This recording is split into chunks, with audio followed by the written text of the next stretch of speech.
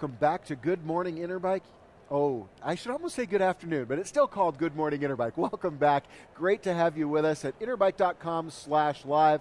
Don't forget, we'll be back again tomorrow morning at 8:30 also, so make sure you tell your friends and family to tune on in to interbike.com/live for Good Morning Interbike. I keep telling you about movers and shakers. We have one with us now. We have Tim Blumenthal. He's the president of the Bikes Belong Coalition and Foundation. Yes. Tim, welcome to Good Morning Interbike. Always a pleasure to be here. It's good to have you here. Let's talk first and I hesitate to say this, but there may be some people watching who don't know what Bikes Belong is all about. Give us an idea about what Bikes Belong is. Well, Bikes Belong is the bike industry coalition that's completely dedicated to getting more people on bikes more often. We're pretty focused on improving the bicycling experience, and that's on the road, it's on the dirt, it's for all Americans, 8-year-old to 80. We want bicycling to become more popular. How do you do that? How do you achieve that mission? Well, I think our focus is on making bicycling more convenient, stress-free, and safer. And so these days the focus is on separated and protected facilities, more than just the white line on the pavement. We're really trying to help people who like the idea of bicycling but feel like it's not quite safe enough for them to get out there mixed in with traffic. So a lot of it is what we call green lanes, separated from traffic, fast-moving traffic. A lot of it is what everybody knows is bike paths. Some of it is dirt trails, dirt roads. And then, of course, it's about seamless networks. So wherever you are, home to wherever you want to go, whether it's a recreational ride or a transportation ride, we want it to be a good experience, a safe experience all the way.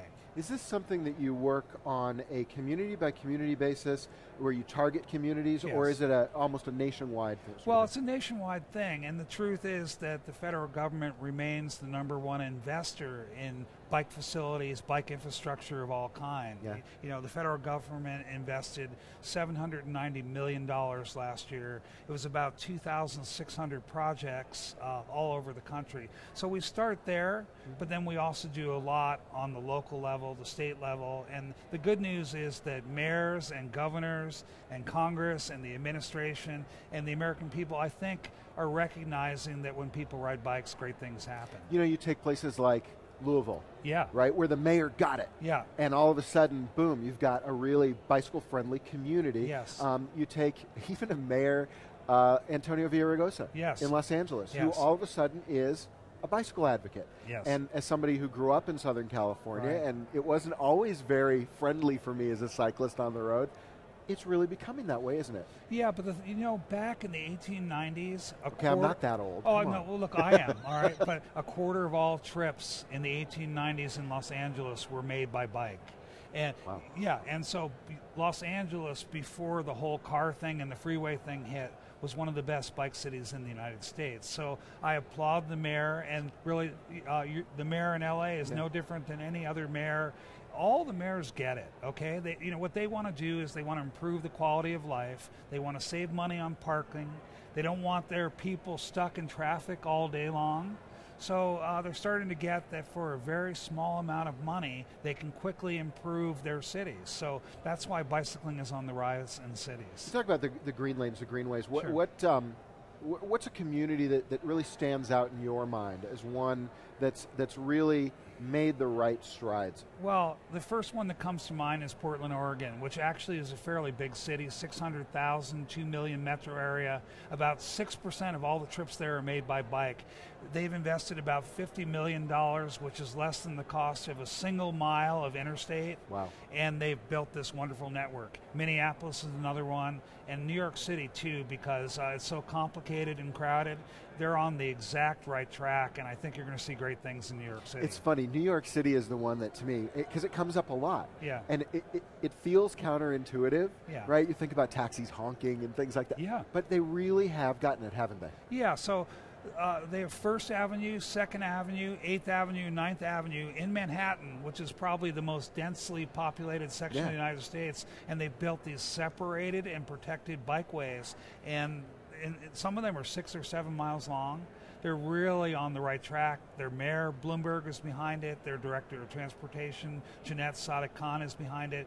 And next year they're putting in a giant bike sharing system. Right. Right. Yeah. So I think that everybody's eyes will be on New York, and bicycling experience and the amount of bicycling in New York is going to be huge in the next few years. I visit DC quite often, and again, talk about a great city for a bike share. Yeah. And now what I love is, and I was talking about this earlier with someone, you've got this great bike share system in a place where a lot of Americans like to visit with their families, so they use the bike share and they think, wow, I really would like to get on a bicycle when I go home. So it's almost an advertisement for cycling. Yeah, so in Washington, the connection between the White House and the U.S. Capitol is Pennsylvania Avenue. Right. And right down the middle of Pennsylvania Avenue is this new elaborate bikeway system. There couldn't be a more visible place in the United States. So, yeah, good point. Yeah, it's a great, I just think it's a great ad for cycling. When I go to D.C., my daughter lives there, when I go to D.C., I don't rent a car. Yeah. I take the metro to the bike share, and it just works. It works great. I do it, I spend a lot of time meeting with members of Congress,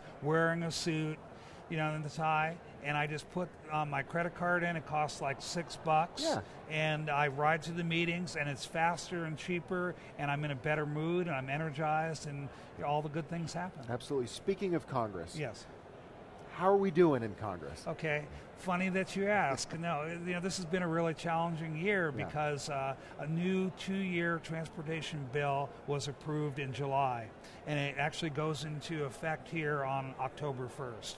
And bicycling remains eligible for quite a bit of funding, but it's not as dedicated or as close to being guaranteed as before. We will compete, and we will compete successfully for it, but frankly, we're going to have to be better as a bike industry. We're going to have to be better as advocates. We're going to have to involve bike businesses. We're going to need more support at the state level because the federal government transforms some of the decision making, not from the federal directly to the community, it's going to the states. But we'll be fine, and we're on a good, unstoppable track. Good. It's just the money won't come automatically, and you know what? We should sell on the merits of the investment, and when you measure the merits of the investment, we look pretty good. It's an election year, so people can really affect some of that. Sure, so people absolutely. really need, now's a great time to, if you're not involved, now's a great time to get involved. I think that come January with the new Congress, but remember that all politics is local, and so my advice to anybody who's watching, if they want to be tuned in and make a difference, pay attention to where you live. Pay attention to the mayor, to the city council. If you want to go a little bigger than that, think county. Yeah. If you want to go a little bigger than that, pay attention to your state legislature and your government, your governor. Mm-hmm. And we may need you once in a while to help with Congress too, but think local. John Burke mentioned that yesterday at the industry breakfast, right? Yeah. He told me it's a matter of just do something. Right? If everyone does something, however small or large, whatever their capabilities are, we all become advocates. Our voice is larger, and we're able to move that agenda forward. That's great advice, and I think John's message, and it's one that I share, is that really anybody can make a difference. And we have this campaign that I'm going to ask you about your campaign, that we've launched, and the theme of it, the tagline is "Build more than bicycles." And it's a great graphic too. You like that? I love this graphic. I think it's really great. Yeah. So the idea is that anybody who works in the bike industry, whether you're building bikes, distributing bikes, selling bikes at the retail level, you can help build bikeways, better communities, help inspire and nurture the next generation of bike riders. Yeah. And people need to have confidence, okay? They need to have self-confidence. This is a wonderful business. It's a small business. Yeah. It's a Main Street business. It's a green business. And believe in yourself. Believe that you can be an ambassador, and all you have to do is say, well, I run a bike store and we employ 10 people and we sell a lot of bikes and we pay taxes locally and to the state, and we've been around for 20 years, and that's a powerful message these days in this economy. So we can all get together and build more than bicycles. So building more than bikes, one of the things you're doing, you've got a little contest going right now, you've got the map, and people are putting their stories up. What kind of stories are you hearing from people when you say, what does it mean to you to build more than bikes? Well, some people are talking about building actual facilities, these separated and protected bikeways or new trails. Some people are talking about getting underprivileged kids on bikes. I mean, the diversity of the stories is really the diversity of bicycling. It's all over the place. Nice. You know, there's no one category. How can people get more involved with you? We want them to do something, Yeah. but what would you like to see people do as far as reaching out to Bikes Belong and getting involved? Well, we have a campaign that's called peopleforbikes.org, and it's been around for a couple years, and our goal is to unify 1 million Americans behind a better future for bicycling. Right. And so the one thing that they can do is sign our pledge, and we've talked about it before. We have 600 and something thousand people, Americans, who have signed the pledge, and that gives us credibility and clout. It's free.